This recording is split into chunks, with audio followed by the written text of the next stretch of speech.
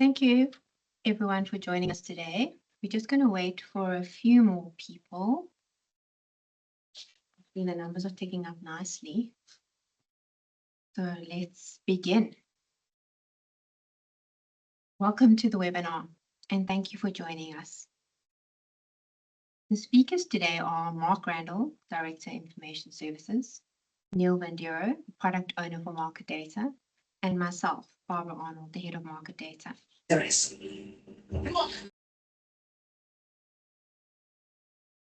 We aim to keep it short and crisp to allow time for questions, so please do use the Q&A function to post your questions. During the session or at the end of the session, raise your hand and when requested, unmute yourself to ask your questions. Thank you.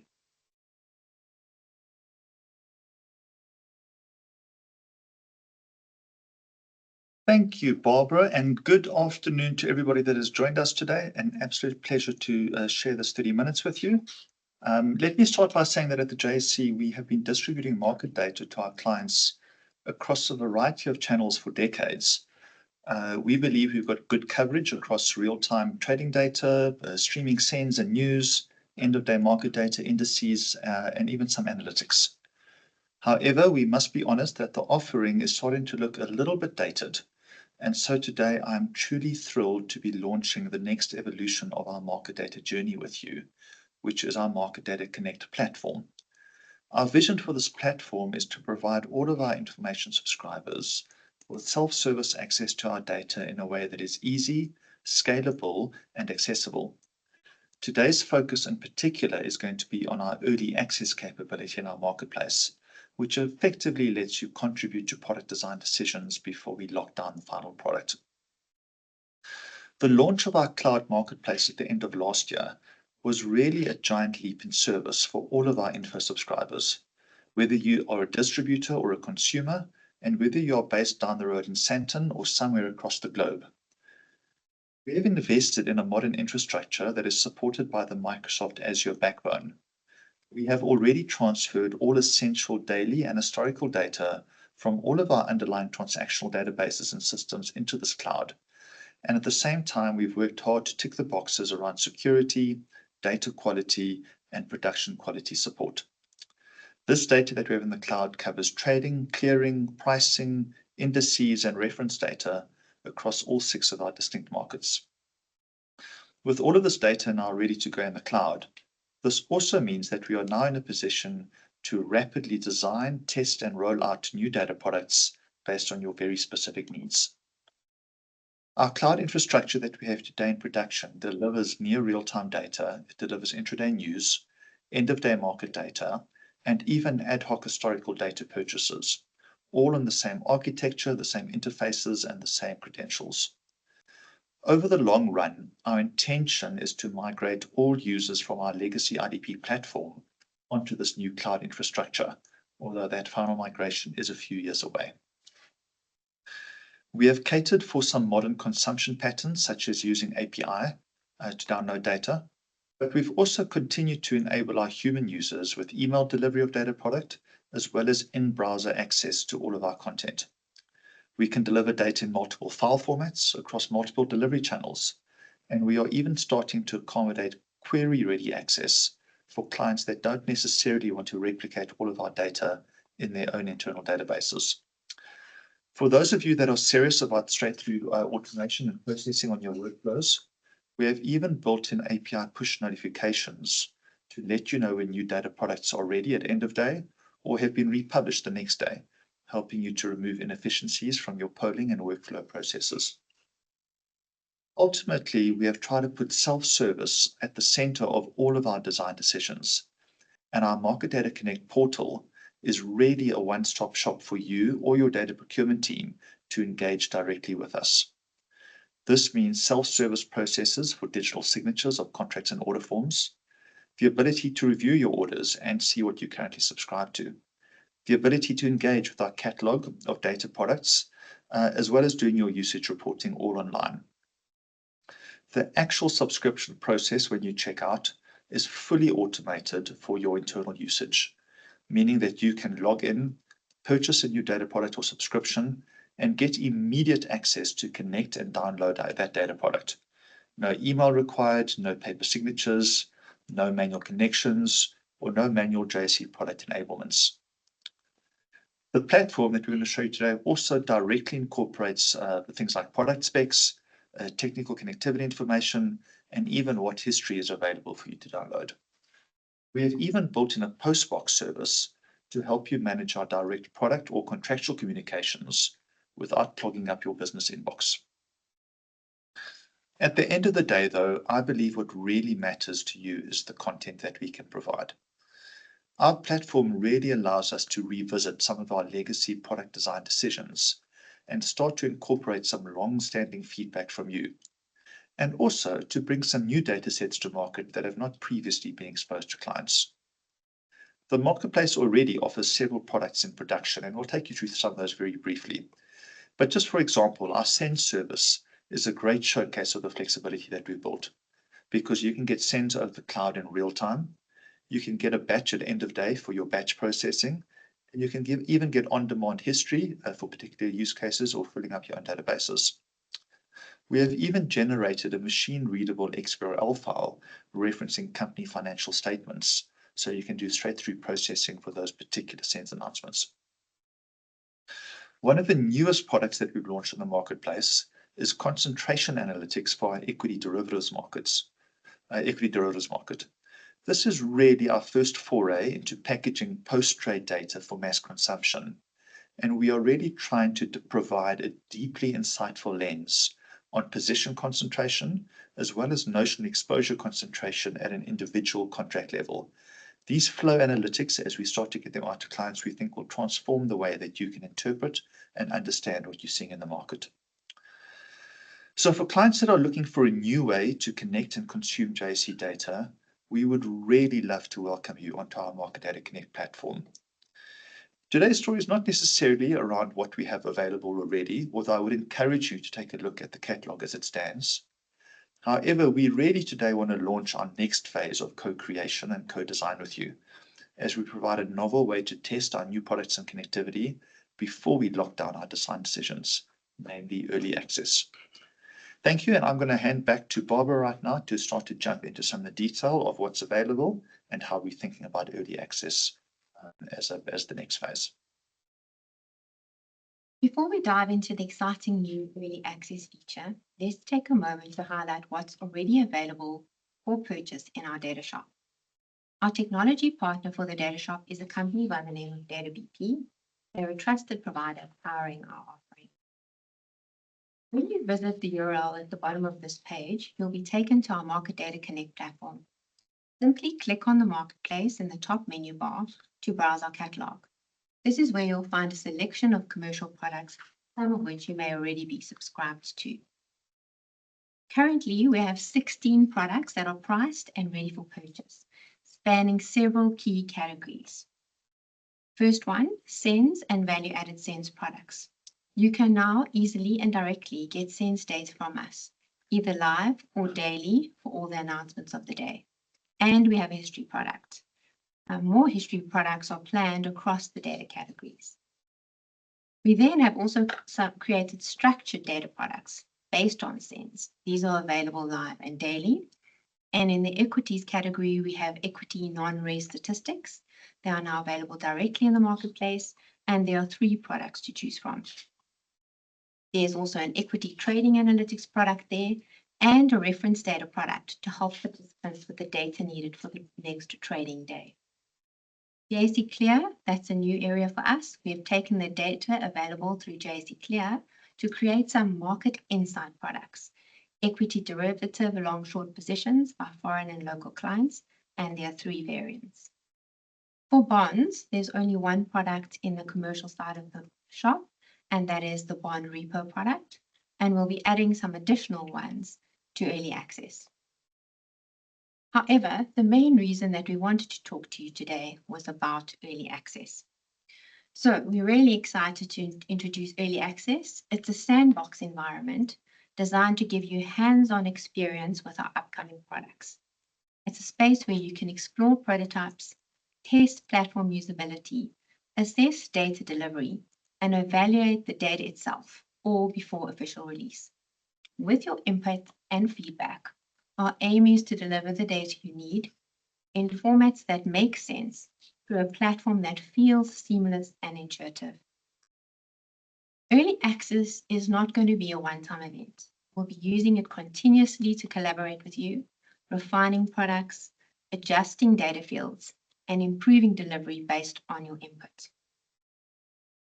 We've developed these early access products using live production data, and the entire experience is designed to closely mirror production one, including the timing and delivery cadence of products. As you're exploring, if you think of features or products you'd love to see, please do share them with us. We'll add them to our wish list and consider them for future development. Early access opens up right now after the webinar to all existing clients who have a data agreement with us. Neil will share more details shortly. It will run until the 14th of February, after which we'll consolidate your feedback and launch the final products, complete with pricing.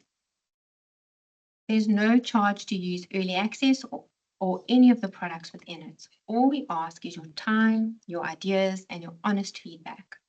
Please note the data is for internal evaluation only, and we'll address redistribution needs once the feedback window closes.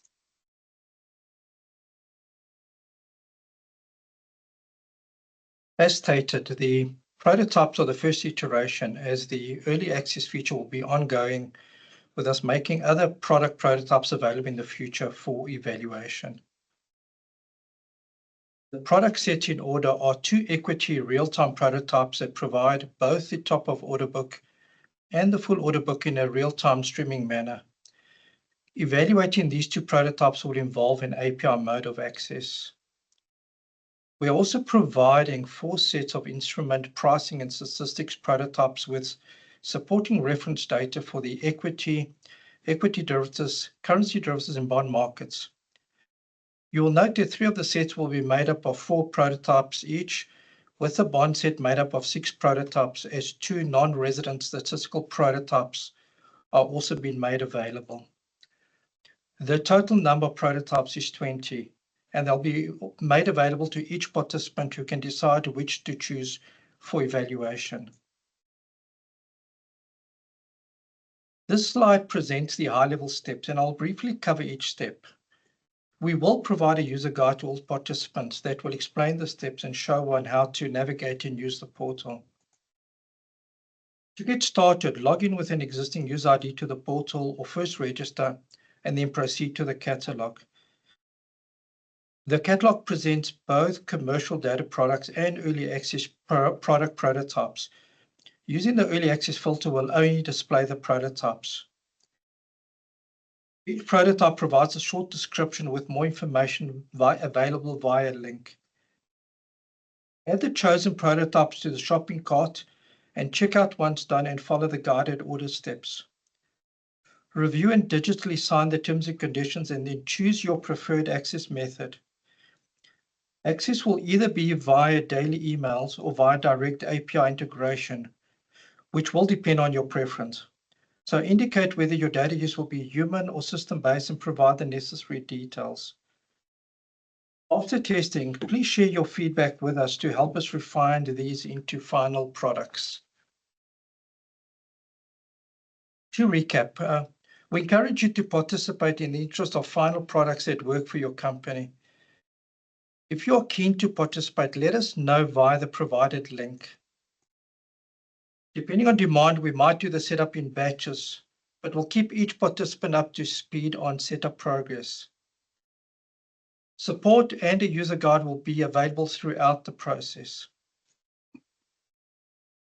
I'm going to switch over to do a short demo up to a point in the process, just so that you can see the portal and how to view, select, and check out the prototypes.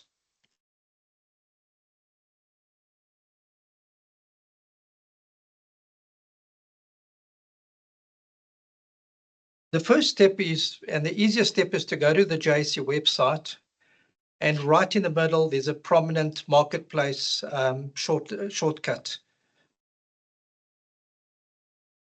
If you select that, you're going to go to the Market Data Connect portal, This main landing page presents a number of menu options. For the early access initiative, select the marketplace menu option, which will take you to its landing page. Once you're there, select Browse Catalog to view the product list. The catalog display is made up of a search and filter facility on the left side and the product list on the right side. All the publicly available products for purchase are listed in alphabetical order, but note the early access prototypes will only be displayed to registered users that have been assigned the prototypes. Each entry is made up of a name, description, and where relevant fees, as well as a link that provides extended product information. In addition, each product has a number of context tags that can be used for the search and filter features.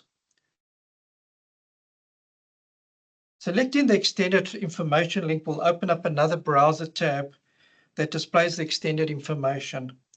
This page is made up of various business useful information on the left-hand side and technical useful information and documents on the right side. I'll close this page and go back to the main page. To get access to the early access prototypes, first log on to the portal.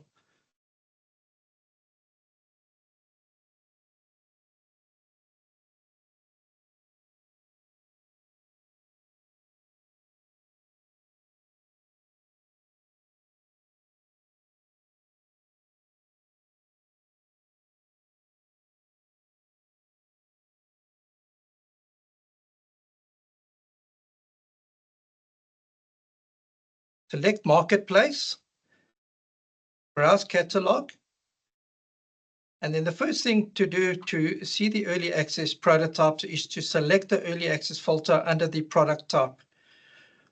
This will filter out to the commercial products so that you just see the prototypes. To add a prototype for evaluation is very simple. You should be quite used to it with other web portals that do the same thing. You simply look at the product and you do an add to cart, and you can do more than one add to cart. Once you add a product to the cart display will pop up. In this display, you can see the products that you have selected. You can decide to remove the products. You can go back with return to catalog to go add more products. But once you are complete and you've selected your prototypes, you would continue to check out. You'll note as well that as I added prototypes, the shopping cart added a number to the top. You'll be taken, once you've done the checkout, you'll be taken to the main order page. And from there, you'll be guided through the whole process to the point that you get enabled for the actual prototypes. We've tried to make the steps as easy as possible to understand, but refer to the user guide if you need help. And if you still need further help, then contact us. I've come to the end of this short demo and I'm going to hand back control. Thank you. Right, we're open to some questions. If anybody has a question, can you raise your hand and we can take those. I'm not seeing any in the Q&A at the moment. Other than, please do note the form is in the Q&A for you to register to participate. Once you complete that link, we'll send you all the information you need to register yourself and go through the steps Neil provided, as well as provide the slide deck to you.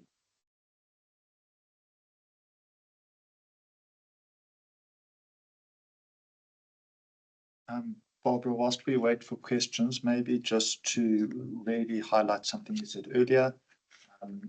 All of this data is production quality. We think we've got the timing right. We think we've got a good sense of the products.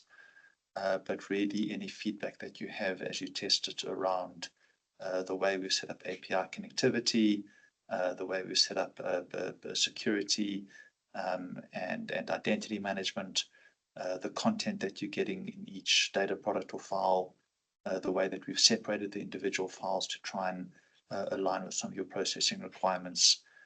Anything that jumps out at you that you would like us to improve, certainly as we get to the end of cycle 1 in February, we would really like to be able to take some of these comments back in and apply them and get the products at the right level for final go live.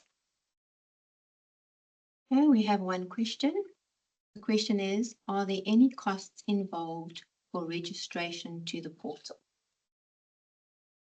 So I can say that accessing the portal is a publicly available portal, and there are no costs involved in registering to use the portal.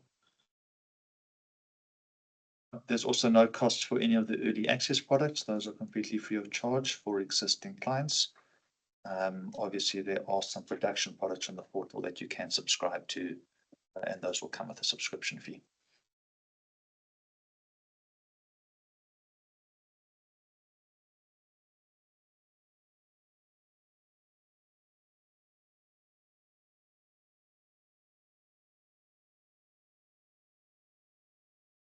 Are distribution channels, API and email browser any plans to add more? I can take that. Please. Yeah, thanks, Barbara. So we've tried to use native Azure technology wherever we possibly can, so that we're not recreating things that are non-standard. So we do use event hubs for real-time data, as well as service bus technology for some of the SENS announcements. But all of the, and those are sort of streaming services that you subscribe to from a feed point of view. All of the services that are data at rest, where you want to collect either an individual file like a SENS PDF or perhaps an end-of-day data product, those we've tried to simplify into a single API where possible. So for system users, we provide API access. We have not, in fact, built FTP access on the new platform for a number of reasons, and we're keen to get feedback on that as we progress. We do see the majority of the demand in the API form.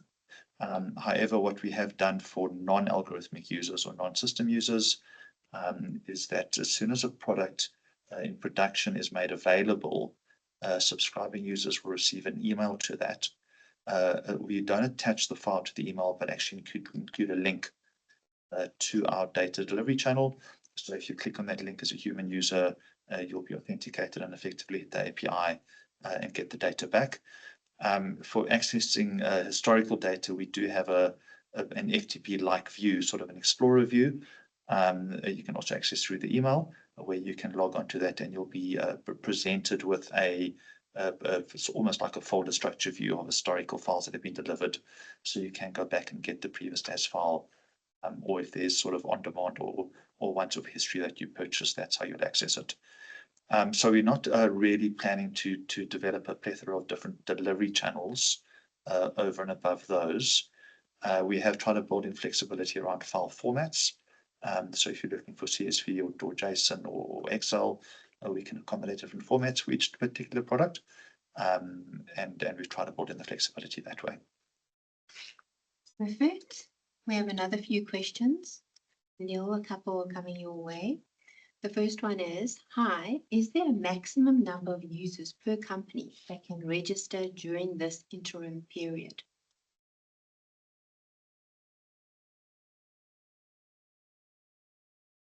Is it the second question from Elna? I said, sorry, it's high. Is there a maximum number of users per company that can register during the interim period?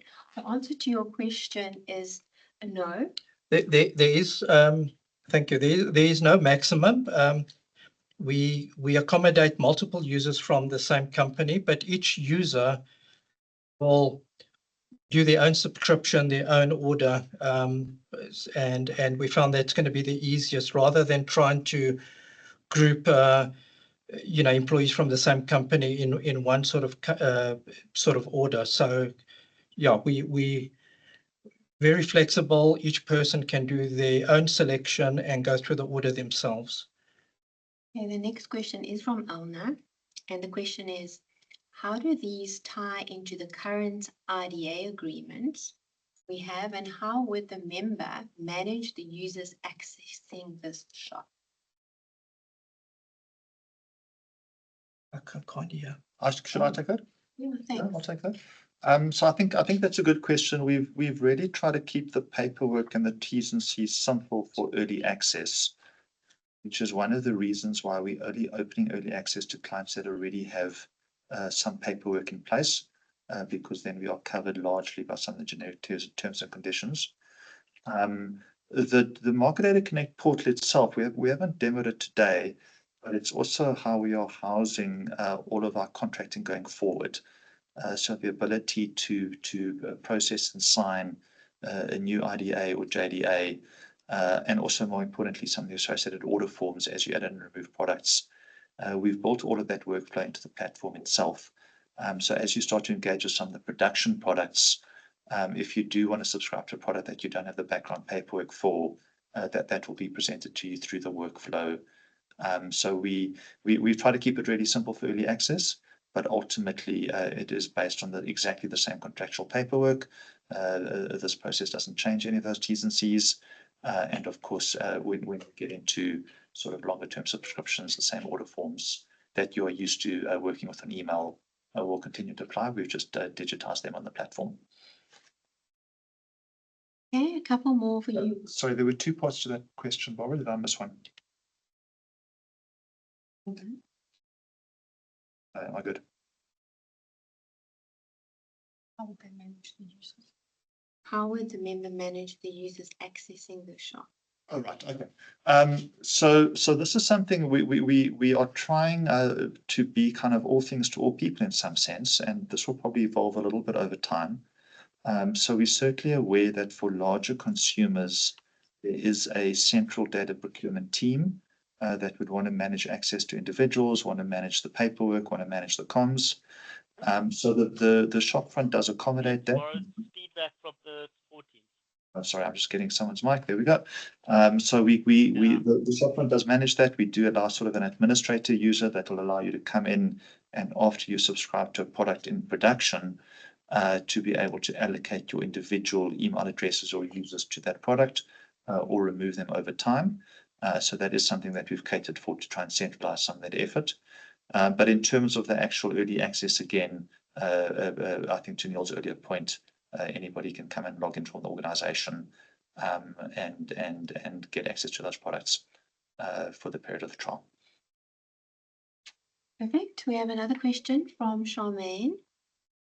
Will this product replace the current market products that are delivered by SFTP? Maybe Mark, you can take that. The short answer is yes. Our SFTP, we call it our IDP platform, has been around for a very, very long time. It's a little bit long in the tooth. We find it quite difficult to be agile around how we roll out new access. The fixed width format is particularly difficult for new clients to engage with, as well as working on the file specs. And the SFTP access tends to be quite tricky for less technical users. So the long-term vision is to move completely off the FTP, as well as to move completely off the fixed width file format that we have today. The vision is that we will then only offer end of day and intraday products over our cloud shop, and deliver those over API or email. Having said that, there are two really big changes that we're making conceptually. The first, obviously, is to the technology itself. And we know that many of our clients have invested a lot of time and money and energy into connecting to our existing products and processing them. The second major change that we're making is with a fundamentally different file format, as well as we think a different grouping of some of the content.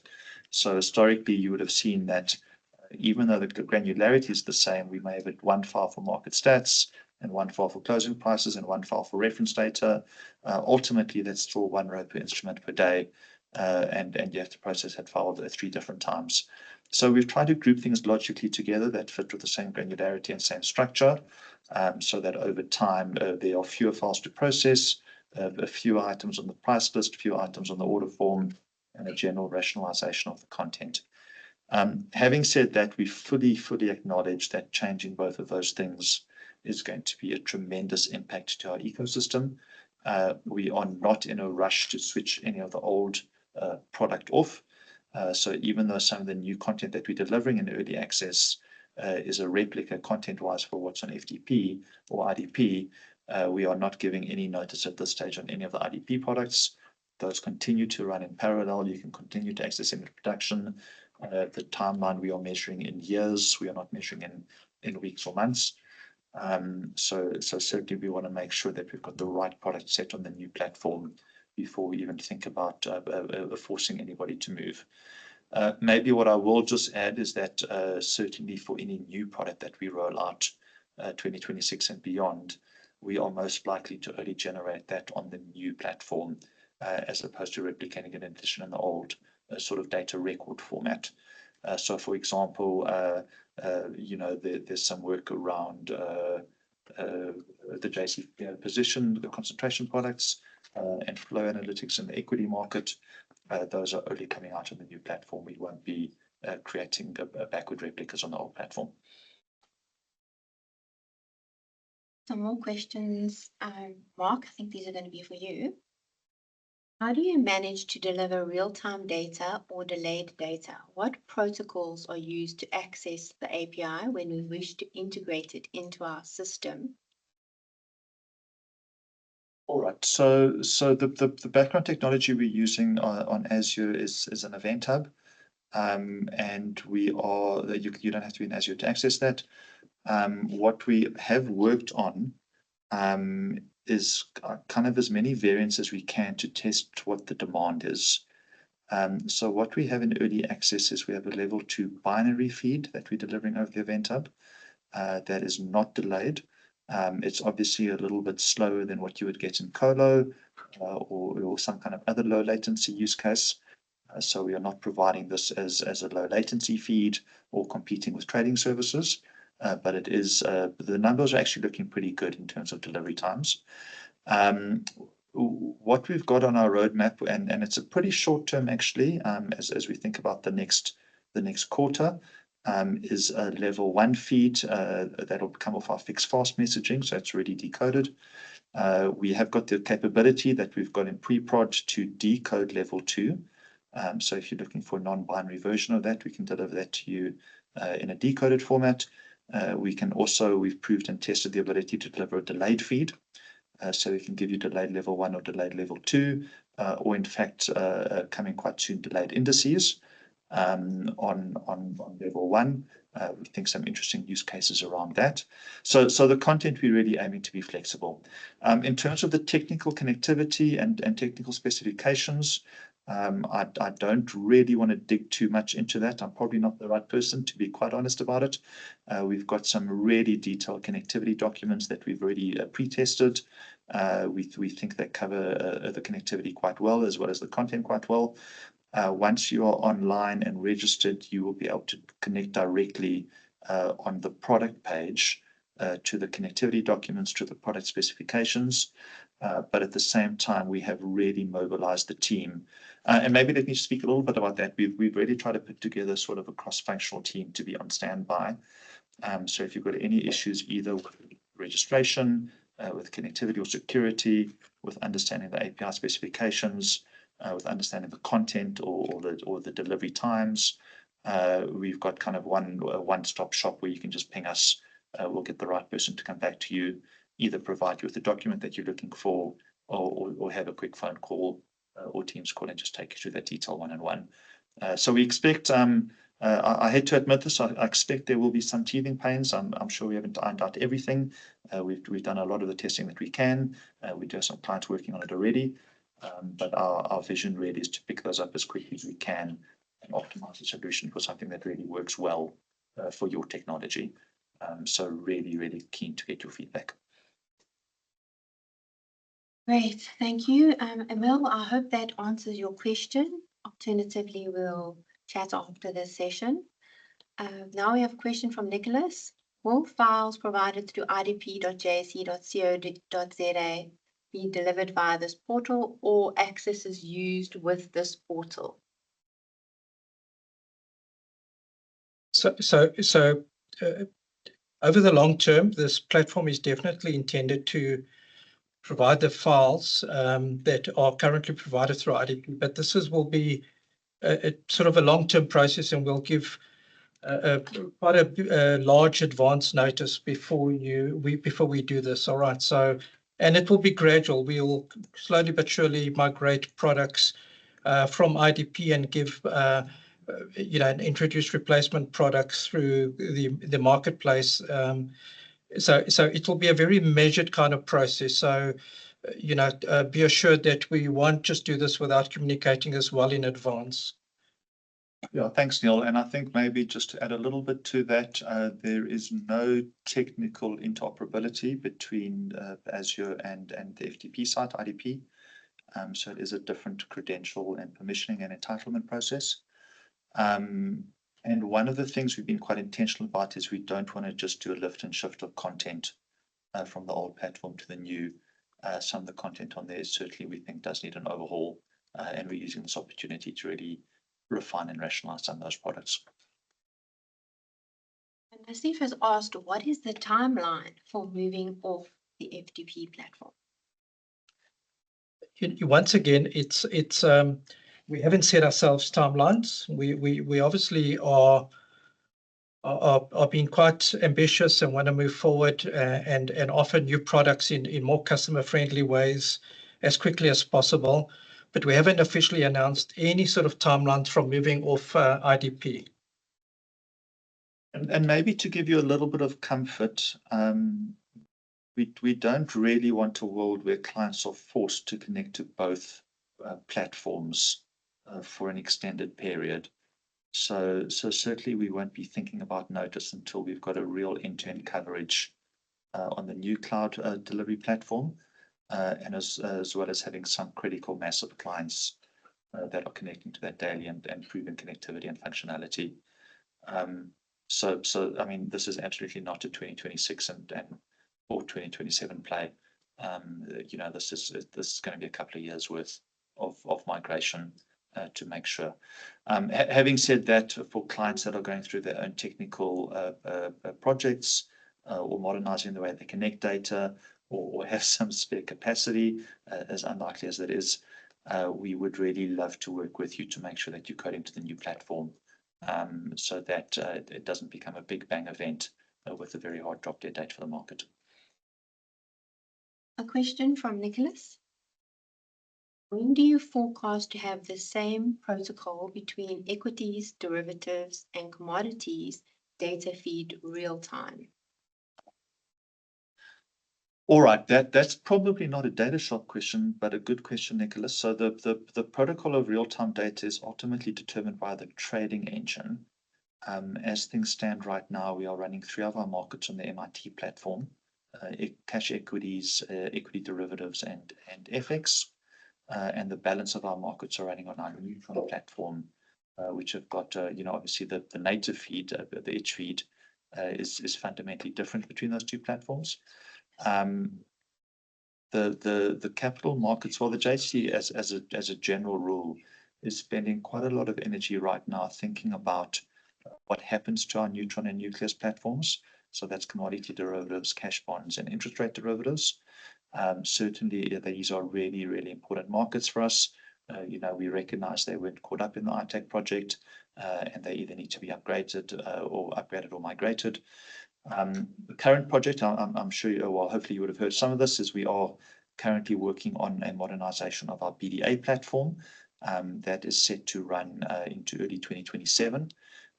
We are hoping really to kind of bed down some of the decisions around what the new platforms or the upgraded platforms for those other 3 markets are, both for trading and clearing. At this stage, we have not announced a decision in that regard, nor a roadmap. So that certainly is a multi-year project for us. Until such a time as we are able to confirm that technology trajectory, obviously we can't really give feedback on what the real-time protocols or formats are going to look like. But obviously we're not going to pick something that doesn't work or isn't fit for purpose for modern trading applications. Thank you. Thanks, Mark. We've reached questions on the chat. Oh, there's one more that's just come through. Charmaine has asked, 14th of February, a hard stop for providing feedback. This taking into account all other projects on the go and with December Jan resource thing being less. I'm happy to take that, Barbara. So yes, absolutely. There are a lot of people out of office in December. We fully understand that. I think historically we've had quite a rigid timescale around product improvements, particularly when you're working with these fixed width formats.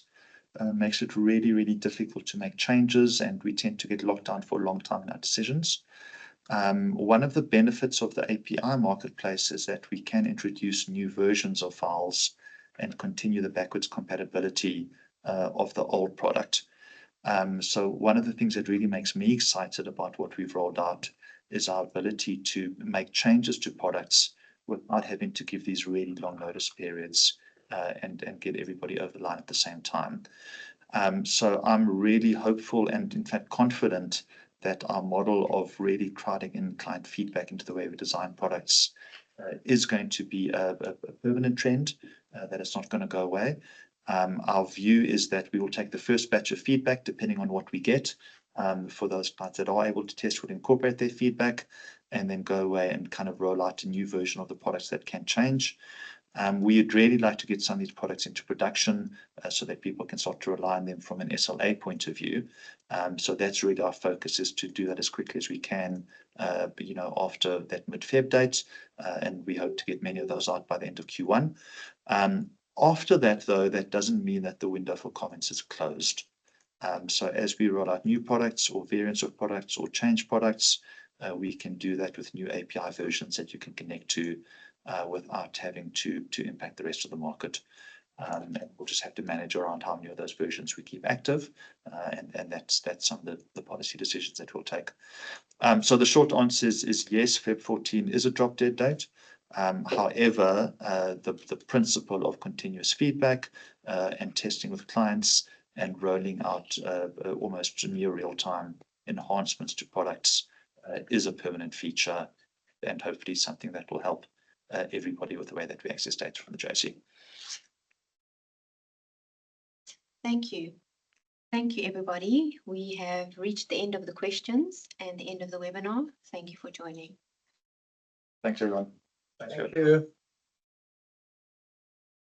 Thank you.